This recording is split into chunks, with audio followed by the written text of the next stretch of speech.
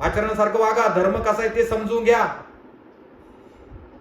आणि गुरूंच्या सानिध्यात बसा.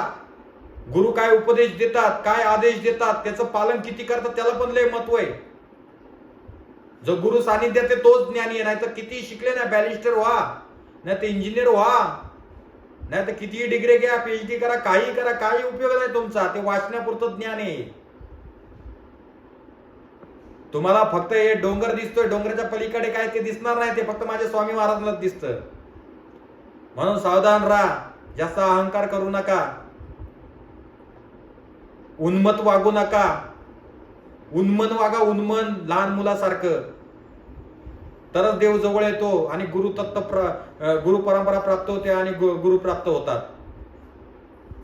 गुरु काय करतात याच्याकडे लक्ष देण्यापेक्षा गुरूंच्या चरणाकडे लक्ष द्या, म्हणजे उद्धार होईल.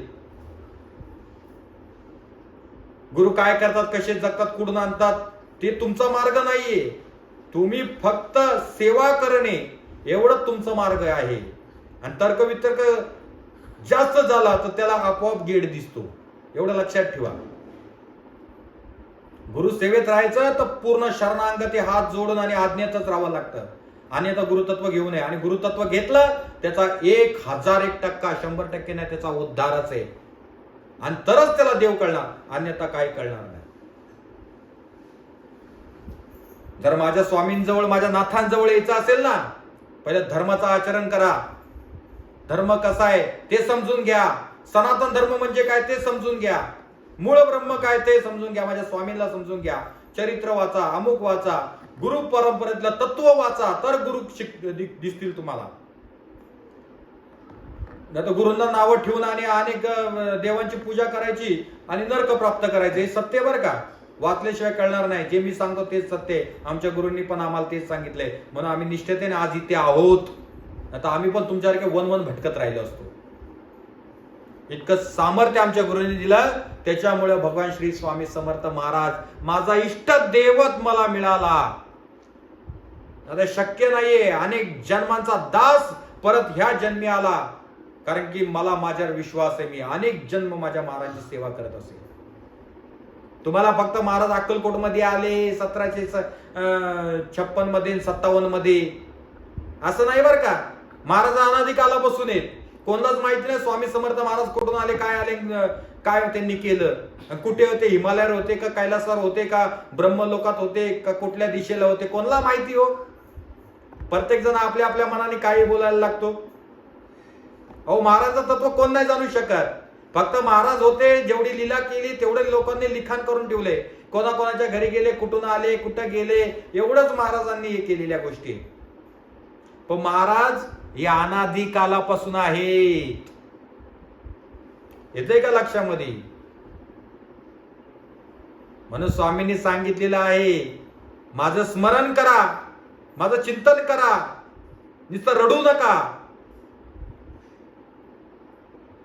नुसतं मला देव देईल, देव देईल, माझं कोणतरी रक्षण करेल, माझं रक्षण. अहो जो व्यक्ती स्वतःचं रक्षण करतो ना, त्याच्याच मागे भगवान असतो. तसं अर्जुनाने युद्ध केलं, स्वतःचं रक्षण केलं, त्याच्या मागे भगवान श्रीकृष्ण उभे राहिले. राहिले का नाही राहिले. आपल्या समोरचं उदाहरण आहे. स्वतः लढावं लागतं तरच या घटना घडतात अध्यात्म मार्गाच्या. नाही तर आवर तोड करा आणि माझ्या तोंडात जांभूळ पडू, मी असे फुकटपणातच मरणार. हे कधी पुढे जाणार नाही आणि देवालाच नाव ठेवत राहणार आणि नरक प्राप्ती करणार. तर कोणी नरक पाहिला असं नसतं. ज्यावेळी वेळ आली ना त्यावेळेस मग कळेल माझ्या देवाने नरक पण घडवलेला आहे. मग नरकामध्ये मस्त मस्त तुम्हाला स्विमिंग पूल नाही मिळणार, गटारीचं पाणी त्याच्यात पोहायचं. वैतरणी नदी कधी वाचले का तुम्ही? पुराण वाचले? वाचा कळेल. तिथं मस्त स्विमिंग आहे, अख्खी नदीच स्विमिंगची. मल मूत्र मांस पी पुत्त. येते का लक्षात? थोडी भाषा वेगळी. पू थोडस संस्कृत मध्ये बोलायला गेलं तर लोकांच्या डोक्यात शिरत नाही. ते हाड मास सगळी घाण घाण, एवढी घाण त्याच्यामध्ये. तुम्ही विचार पण करू शकत नाही. ओ भक्तगणांनो, बुद्धी स्थिरावर ठेवा.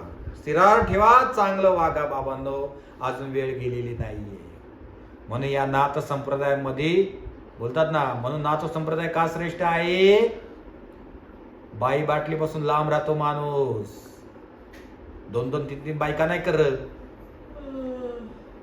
एका स्त्री, एकच पत्नी व्रता, तसा पतिदेव होतो. जशी पत्नी असते ना, पतिव्रता नारी, तसा पती पण पाहिजे बर का. नुसतं बायांकडनंच अपेक्षा धरू नका.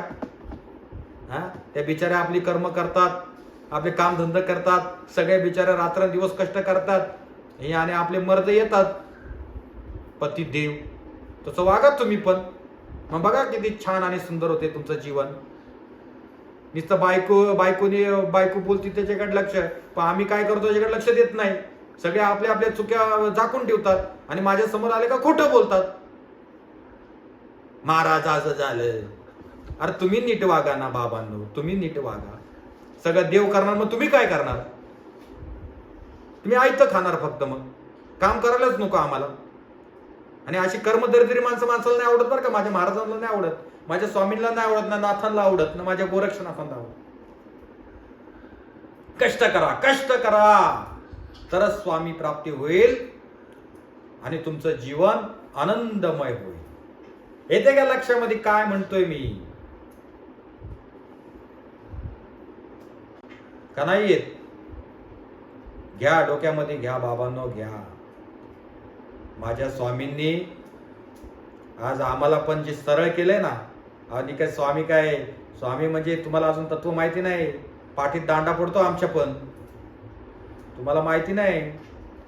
थोडं तरी शब्द आमच्या इकडून तिकडून गेले तरी महाराज तुम्हाला ते भक्तालाच माहिती काय अवस्था असते, जो उच्च टोकाचा आहे. बाकी जर तुमची परीक्षा घेतली ना, अंगावर कपडे पण नाही राहणार हो.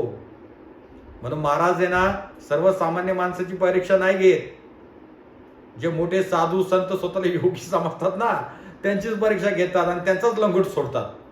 आणि जो त्याच्यात पास झाला ना, मग तो स्वामीमयच झाला समजायचा. हा विचार हो ना का महाराज माझी परीक्षा बघतायत. अहो स्वामींनी जर तुमची परीक्षा बघितली ना, स्थिर भुई पळती होईल तुमची पळती, याचा विचार पण करू शकत नाही. स्वामी अशी कोणाची आयऱ्यागाऱ्यांची परीक्षा घेत नाही. 4 दिवस स्वामी सेवा केली तर आम्ही परीक्षेत उत्तीर्ण झालो. अहो शिशु वर्गापासून तर बॅलिस्टर पर्यंत परीक्षा द्यावीच लागते. आणि तो पण त्या टोकाचा साधू योगी असेल तर, तो साधनेमध्ये निपुण असेल, परिपक्व असेल. आणि जो महाराजांची प्राप्ती करतो, स्वामी असेच अवगत होत नाही. ही बोली भाषा आहे फक्त.